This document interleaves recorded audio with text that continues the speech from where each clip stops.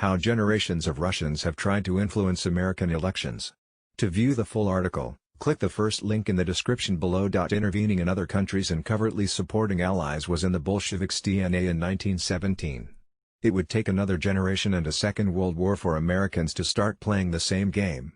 Fearful that the Communists would win enough votes to dominate the Italian parliament, the United States intervened to help the anti-communist Christian Democrats to a landslide victory in that country's 1948 election. The Truman administration didn't just pour money into the effort.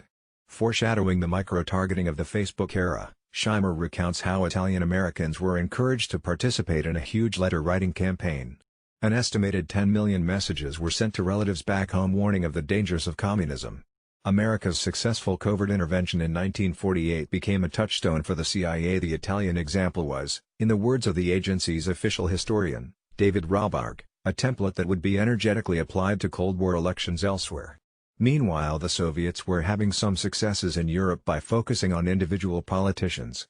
But they had little success at influencing American elections. Unlike the CIA, the KGB had no feel for how democracies or election campaigns worked. Once the Cold War ended, the Kremlin and the White House gradually developed divergent views on the utility of interfering in elections. For the United States, covert electoral interference would become, in the words of the CIA veteran Douglas Wise, a tool of last resort, whereas Russia not only developed a new taste for it but also a broader skill set.